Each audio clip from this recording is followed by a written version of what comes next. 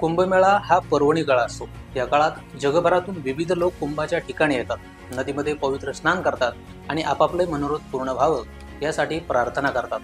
त्यातही जेव्हा असा कुंभमेळा तब्बल 144 वर्षांना येणारा पूर्ण कुंभ असतो, तेव्हा त्याचं विशेष महत्त्व मानलं जातं। त्या कुंभाचं निमित्त साधून आपल्या पूर्वजांनी केलेल्या चुका सुधारण्याचा संकल्प काही लोकांनी केलेला दिसतोय। यंदा या कुंभात शेकडो लोक पुन्हा आपल्या मूळ घरी परत येणार आहेत। पण कोण आहेत हे लोक आणि काय आहे त्यांची कहाणी, हेच आपण या व्हिडिओमधून जाणून घेणार आहोत।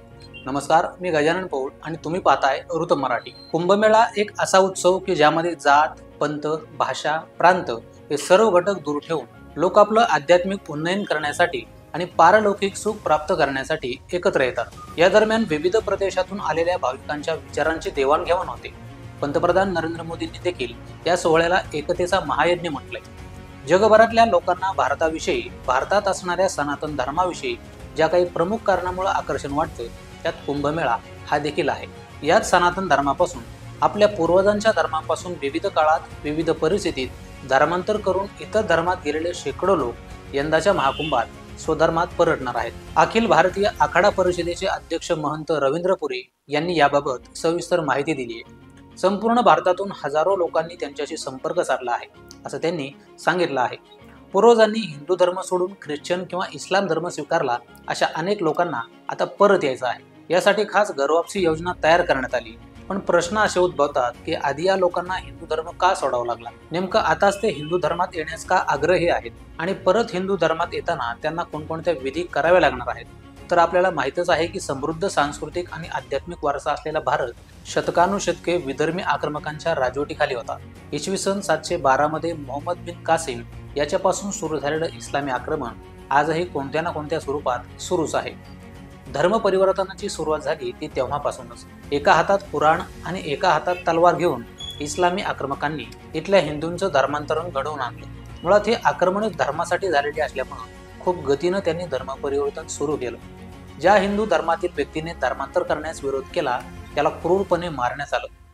त्यामुळे हे लोक अनेक वर्षांपासून परकीय आक्रमकांच्या अत्याचाराच्या भीतीनं आपलं कुटुंब आणि जीव वाचवण्यासाठी सनातन धर्मापासून वेगळे झाले होते आणि त्यांना इस्लाम स्वीकारणं भाग पडलं होतं।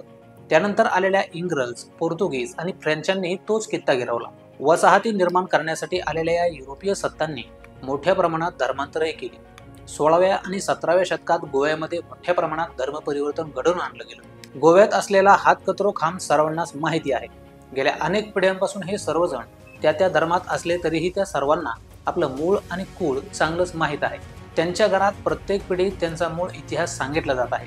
मात्र आता यातल्या अनेकांना पुन्हा आपल्या मूळ धर्मात येण्याची ओढ लागली आहे। हे सगळे आता म्हणत आहेत की प्रभू श्रीराम हेच आमचे प्राण आहेत आणि आम्हाला सनातन धर्मामध्ये यायचं आहे, आम्हाला परत घ्या, अशी विनंती त्यांनी अखिल भारतीय आखाडा परिषदेकडे केल्याची पुरी यांनी सांगितलं आहे।